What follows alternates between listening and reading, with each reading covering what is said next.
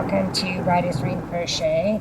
This is part 2 of the Learning to Crochet video. If you have not seen part 1, please go to the link below and go ahead and get through part 1 because this is a lot more advanced and you'll really need to know those stitches.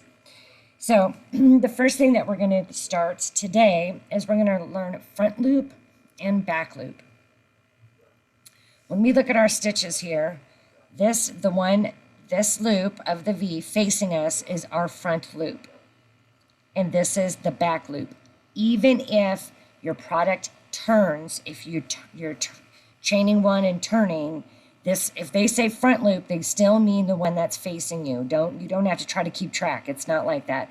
So if they say front loop, even if you're turn, it's always the one closest to you. So to do that, you're going to come in and you're going to split this like so, so that you are going through, up and through this stitch. I'm just using single crochets. At this point, you guys got those, so we're not gonna, so go through and you finish your single crochet, going through the middle and finishing your crochet. That's a front loop. Now, the back loop, of course, is going to be going through the back. I like back loops better because you can just turn your yarn and just stab it. And they're just easier for me to do anyway, are back loops. Now, back loops are used quite often if you guys are doing, like, let's say some baby slippers. Anything that's going to turn is wonderful. You'll use that back loop for that. And I'll show you why. I will suggest if you guys are planning on doing some baby booties, baby slippers, if you're doing anything in a pair, don't. It is going to be very difficult to make two of the same size. You'll make one booty and then you'll make the next booty and it'll be twice the size. And you're going to go, what the heck? I know I followed the directions. The thing is you don't have a consistent tension yet where you can blankets and scarves and wash racks, things like that, towels, anything like this, it's not really going to make a big difference because it's not that big of a deal and it all kind of shuffles a little bit anyway. But I promise you on anything as little as like a booty, it's going to really upset you and you're going to be mad. Just like if I tell people if you're doing amigurumi, which is like the stuffed animals and things, excuse me, to make sure you do both arms the same day or all 4 legs the same day. So anyway, what happens now, let's get back to this. It's me rambling. Now, do you see how this product turns up? Look at that. It's like this would be the sole of the shoe, and now we would start working up the side. And it's just a perfect little fold. Isn't that just nifty? Now, something else it's used for, and you beginners will be doing it a lot because you will be making hats and you will be making little sweaters, is that if you go back loop only and you go back and forth, what that does is that is going to create a ribbing and it makes it very stretchy. So it's wonderful for necklines and for cuffs, even for, like the bottom of a shirt. I'm just going to do a couple here so that you guys can see. Now, when I do back loop only and front loop only, at each edge of my product, like so it'd be here and here if this was my cuff, I use I do not do a back loop or a front loop. I grab all of the yarn. It does not make any difference in the look of the pattern, but what it does is it gives you a really nice, strong, cleaner looking edge. And if you are going to crochet around it, you're going to, let's say, do a single crochet around the trim, it's just going to look better. And if this one thing here, you can do it every time, or you can accidentally not do it, or if it's too tight, you can't grab it, like let's say a hat and it's kind of being a booger, then just go all the way through or just do the back loop. It will not affect the look of your project at all. It just won't. So this makes, you see how that makes this little bit of ribbing here? And it goes up and now it's stretchy. like it bounces back. So you can put your arm through and then it will go back to, it'll shrink back up to where it is. So this is a really neat thing to do. Okay, now I want to show you guys front post only and back post only. I'm going to pause the video. I'm going to make a row of double crochets. If you guys are doing it with me, make a row of double crochets so it's easy for you guys to find, and I will be right back. All right, hopefully you guys, if you're working along, you guys have your row of double crochets. It's just easier to show you guys with the double crochet. It's usually this front post and back post is going to be used with a half double crochet or double crochet. Single crochets are very hard to do, and you'll see here why in just a minute. But you will find them. You will, and you'll be struggling through it. So front post, so this is what we call our post. Okay, every stitch, even a single crochet, has a post. It's a very little post, but it has a post. So this is a double crochet post. See how big that is to work with. This one is a half double crochet post. It's got a little bit more room, and then we go back down to that single, and it's just really, really hard. Whoops, it's really, really hard to get in there. So front post, we're going to do double crochets. Front post double crochet, you're doing a double crochet. You guys now got all these stitches down. I'm not going through, how to make them again. So we're going to go into the front, you're going front from the front. You're going to grab your yarn, you're going to pull it through around the post, okay? And then you're going to finish your double crochet. This is used to make height and more of a three-dimensional product. So it may say do 2 front post double crochets and then 2 regular double crochets. So, but I'm just going to go ahead and do some more front posts here so you guys can see. This makes like cords and decorations on sweaters and wraps and things like that. So that is what it looks like when we're doing our front post. Now, back post double crochet, we're doing the same thing, but we're going to wrap our yarn, just like we did in the front, and come to the back, and then bring our hook through. It's a little tougher to do. Let me get away from this front post a little bit so that it's not making it more difficult to see, okay? All right, so wrap our yarn. We come here, we come from the back, around the post, and back up.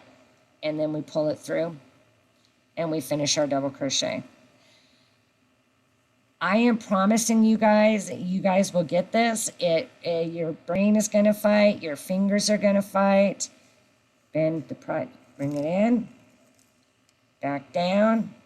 I fold my yarn, as you can see. Some people do it other ways. And then pull it through. I put my product back straight and finish my double crochet.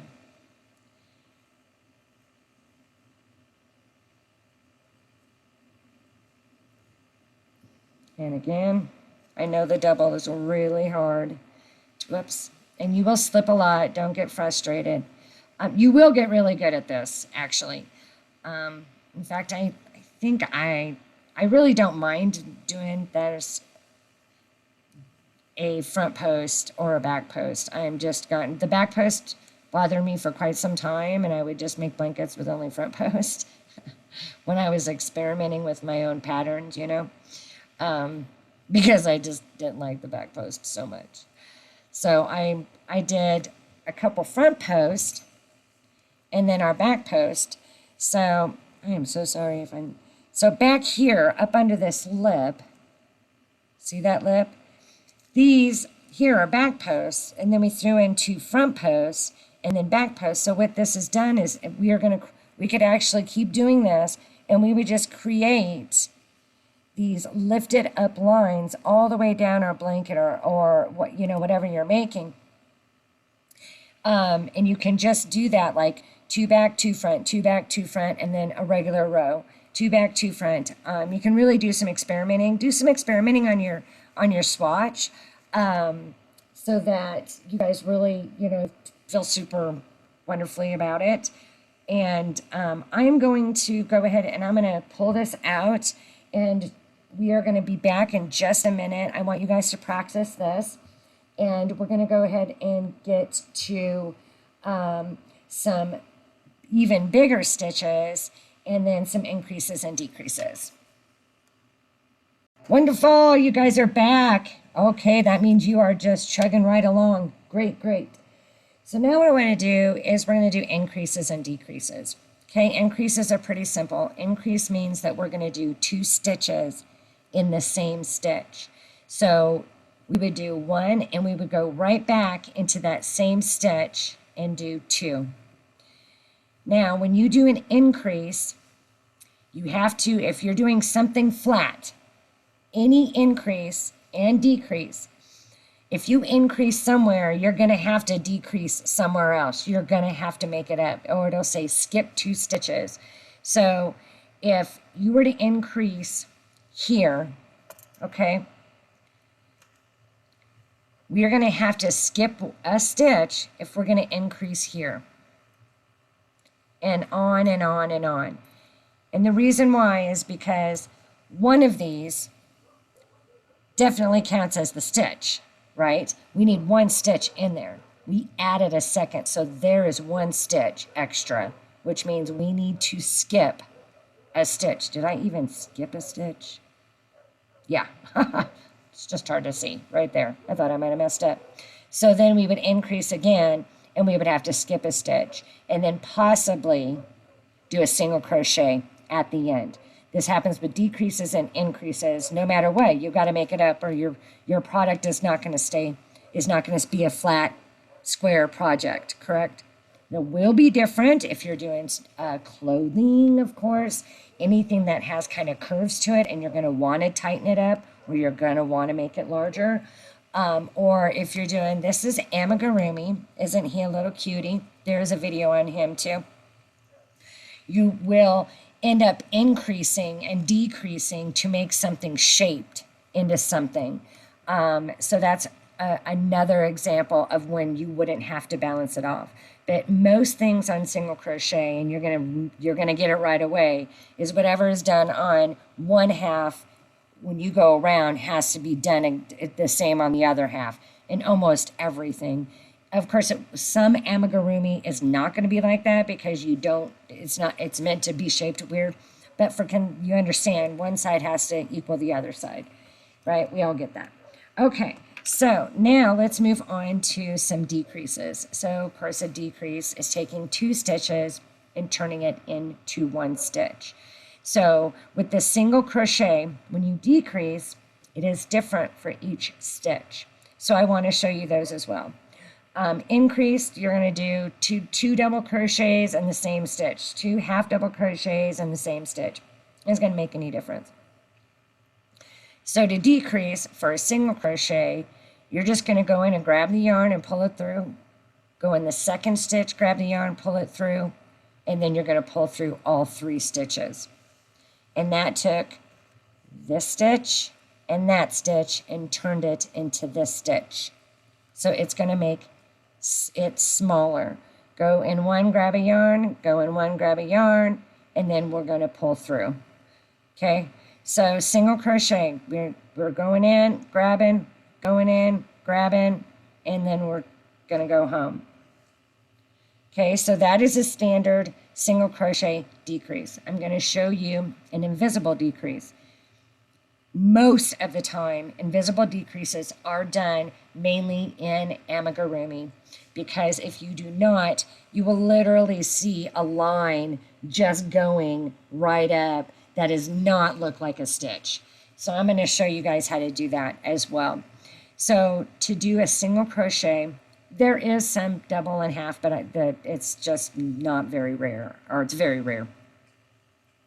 So what you're going to do is you're going to go in, but you're going to grab the front loop only of the first stitch and the front loop only of the second stitch. Then you're going to pull through and come up. and then you're going to finish your single crochet. So let me just do a couple stitches here with the invisible decrease and a regular decrease so that you guys can see what the look difference is.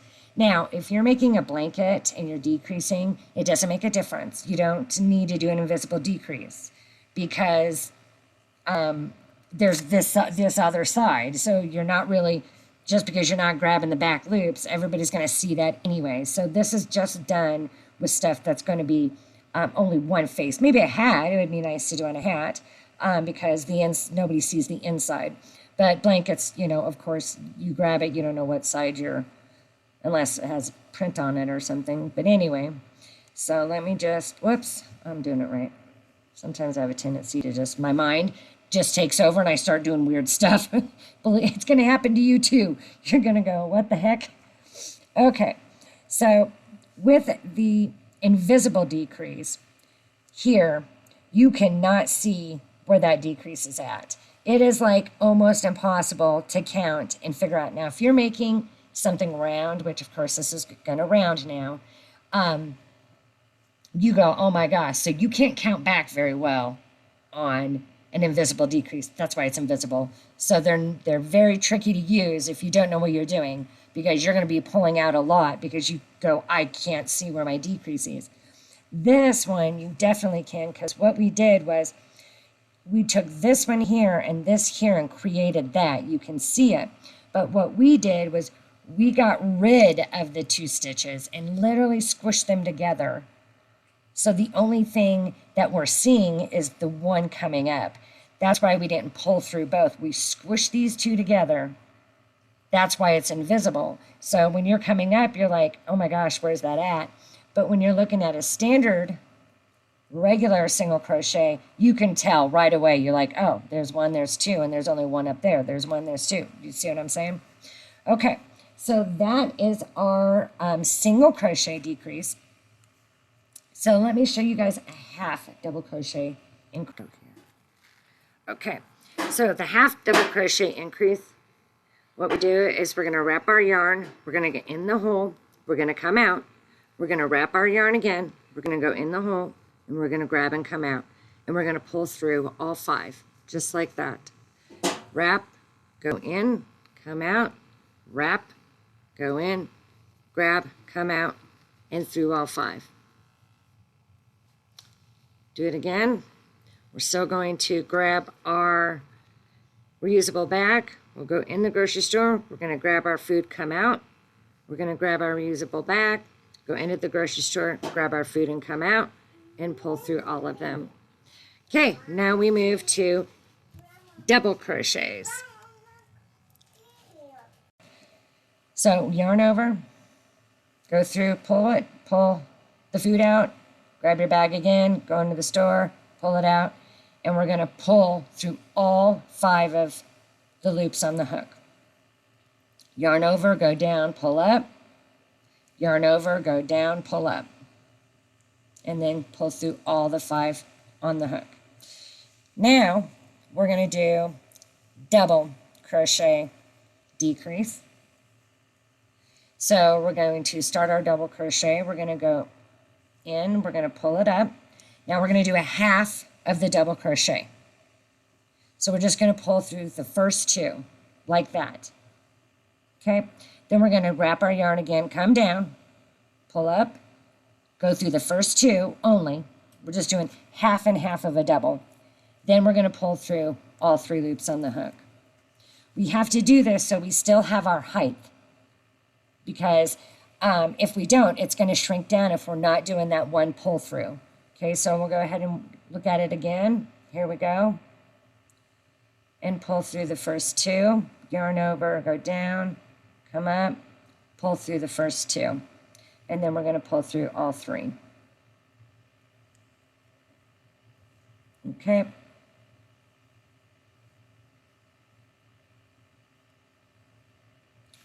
There we are. Wonderful. Good job, guys. Okay. Not that hard. Okay, now real quick, I'll just go over the triple crochet, or it's called a treble. And now you guys are at this point where you guys should know this, or not know it, but you understand how to do it. The movements are there. So for a double crochet, we're reaching over, we're going in. We're going to wrap it 2 times. Then we're going to go into our hole, and we're going to come out. And this time, we're going to pull through 3 times. There's 1 from the first 2. Then we're going to pull through the first 2. Then we're going to pull through the last 2. Wrap it twice. Lots of 2s in the treble. Go ahead and pull it out.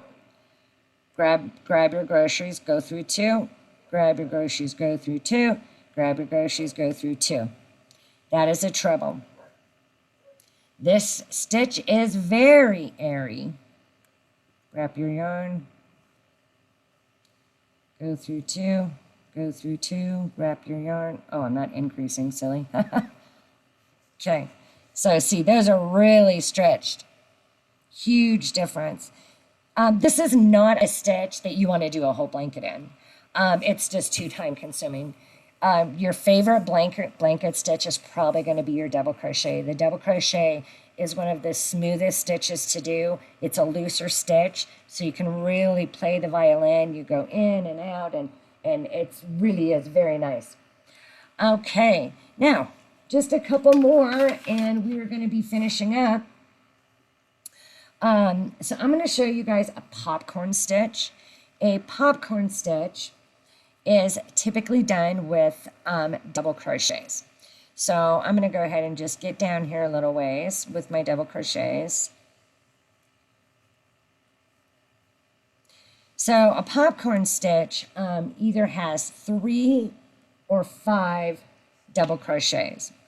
So the way we're going to do this is we're going to make a double crochet. This is all going to be in one stitch, okay? And I'll just do 4 double crochet cluster. So we're going to go in. We're going to only do half of the double crochet. That's 1. That's 2. That's 3. Whoops. Keep that bad boy back on there. Get it back on there. And then one more time. That's 4. It will tell you in the pattern, usually in the very beginning, it might just call it the popcorn stitch through the pattern, but usually in the very beginning, it'll say popcorn stitch are 4 double crochets, or 3 or how many ever double crochets.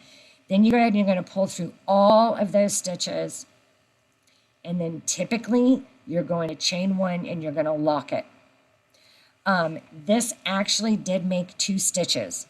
We have this one that was the actual stitch, and we chained 1 to lock it. So you'll see a makeup somewhere else. Lots of time they'll say skip 1 and do another popcorn stitch. So what a popcorn stitch does is it just pops out like this. Hats are really cool doing popcorn stitches because it'll pop it together. Typically, I've noticed anyway that popcorn stitches are usually used on a smaller hook. Hook size, so that it's the cluster, or this popcorn stitch is much like tighter together than the 5 is for a very loose kind of a stitching. Okay, now we'll move on to our puff stitch. Okay, just getting this pulled out. Okay, our puff stitch, what we're going to do is we're going to go yarn over, go in, we're going to pull up a loop. We're not doing anything, just that. Yarn over, go in the hole, we pull up a loop. This is going to have a lot of air. You want to stretch these. Yarn over. We're going to do it 3 times, pull up a loop. Then we're going to grab our groceries, and we're going to go through all of the chains on the hook. This is actually a really comforting, easy stitch to do. It uses a lot of yarn. So don't plan on making a baby blanket with 2 skeins of yarn. It's just not going to happen. But if you have a lot of something, way extra of one color down the road, and you're like, oh my gosh, I really need to use this up, then you use a puff stitch. So a puff stitch is not like a popcorn stitch that takes up 2 spaces. This is, you're pulling it through, but because you only pulled it through that one time, this is a nice, beautiful. You can literally do an entire blanket without any spaces or reducing or skipping with the puff stitch. The popcorn stitch, it's very unlikely you can do that without skipping a stitch or doing a decrease somewhere else. So this is really pretty, but like I said, it uses a lot of yarn. Your popcorn stitch uses a lot of yarn too. It definitely does. But I'm going to go ahead and just show you. I shouldn't have pulled them all the way out, should I? The difference of the look. That's 2, that's 3, that's 4. Let me pull through all of them. So a popcorn stitch is literally going to pop on one side or the other. So it's either going to, let me lock it with my chain 1 ring. Okay, there we go. Okay, so it is going to pop out like that. Versus our puff stitch that's just kind of puffy. So this is not ideal. The popcorn stitch is not ideal for a blanket because the other side is just going to be caved in. Or some are going to be popped out, some are going to be caved in. You can do it. It's a neat look, but it's not as sharp or crisp looking. But this would be really neat for it's like a hat. It's always nice for a hat because there's an inside, so you can get them all kind of out the one way that they should be, and you're not having that difficulty. And then there's one last thing for this video, and that is a magic ring. So now, if you guys should be prepared to do some blankets that go in the round or some, harder projects. And a lot of those other projects, especially amigurumi, is going to start with a magic ring. And a magic ring is where you can tighten it up and it will get bigger and bigger and bigger if you want it to. So this is how I do it. I hope I can explain this well. So you wrap your yarn around my 2 fingers and then I pinch my tail. I go under the first stitch, I grab the second stitch, I pull it out, and you have to pinch it. This is not, and pinch it again, and slide to lock it. Then you can't let go of it because you need to crochet into this teeny circle that's going to either grow or shrink when you're done with it. There are probably some really good videos out there that can show you a better way to do that. That is what I do. It is the only thing that I know now, so that's what I do. A lot of times you're going to start with 6 single crochets in a magic ring. So what's neat about this magic ring is I could put 20 in here. I could put 100 if I want. It wouldn't shrink up, but I could put them as many as I wanted. But then you grab your tail and your knot here, and you pinch it, and then it becomes this wonderful little circle. Now, of course, the more you put in there, the less likely your circle is going to be completely invisible. But then you can start crocheting, as they say, in the round. I'll show you the magic ring again. I apologize. This is not something that's like super easy for me to explain. So you guys just mess with it. I have finally figured, I watched, I don't know how many videos when I was learning to do this. Well, back then there wasn't. Yeah, never mind, that's my age. Chain 1, and then crochet in there. Once you've got 1 crochet in there, it'll sit. It's going to sit like this, and you don't have to keep holding it like a crazy maniac like you do when you're getting it started. It definitely gives you some more flexibility, and you can set it down versus when you first start making that magic ring. You will sometimes, when you do granny square blankets, they'll say double crochets in here. It's not always single crochets. Sometimes in the beginning, when you're holding this magic ring and you're just getting started, it is, because you got to like literally hold everything. Making double crochets in this is really difficult. because you can't let go. You don't, it's just not smooth. Do you see how much trouble I'm even having? I still have trouble doing it, at least that first one. So sometimes I'll just do a round of single crochets depending on the product, and then I can come back with double crochets. Usually you have to experiment. These are airy enough that a single crochet way down in here will not make it off balanced, where you're not adding one to grow. And you guys will learn that down the road. You have to, whenever you're going in a circle, you have to keep adding. This is the exact same number of stitches. Whenever you do a circle, that circle's always going to grow. You do never have the same amount of stitches when you go around, right? It's going to keep growing in numbers.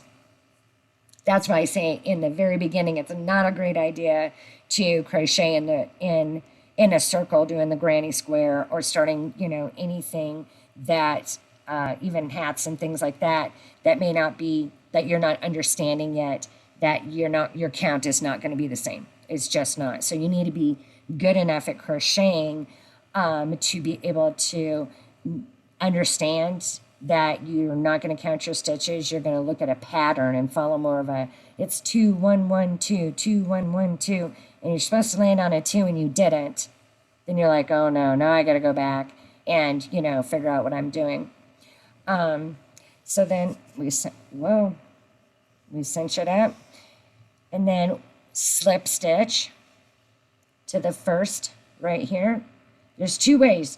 Once you do this, you're either going to slip stitch like this, chain 1 or chain 2, and then you're going to start again.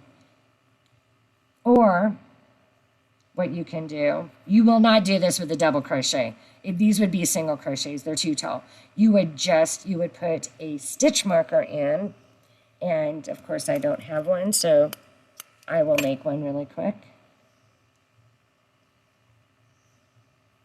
I suggest that if you are doing a blanket and you need to put a stitch marker in, that you need to use one that looks like a safety pin or something. Do not put a piece of yarn like this in here, because this blanket or whatever is going to be flipping around, and you're going to lose your spot. But here you're going to be taking it out so often, and it's right in front of your face, you're not going to lose it.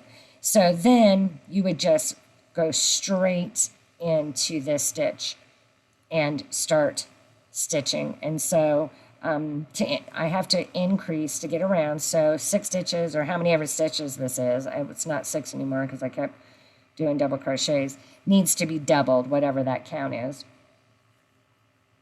Even if I changed now to single crochet to make this a flat circle. Anyway, I'm not going to have you guys sit here. So anyway, you get around and you go, oh, I know that. Grab this. This stitch right there is my first stitch. So I can finish my count of 2 right here.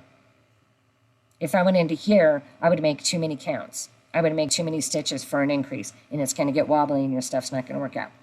Okay, guys. Man, I hope you're not too exhausted. Thank you guys so much for joining us in part 2 of the video. And like always, please like, share, and subscribe. And good luck.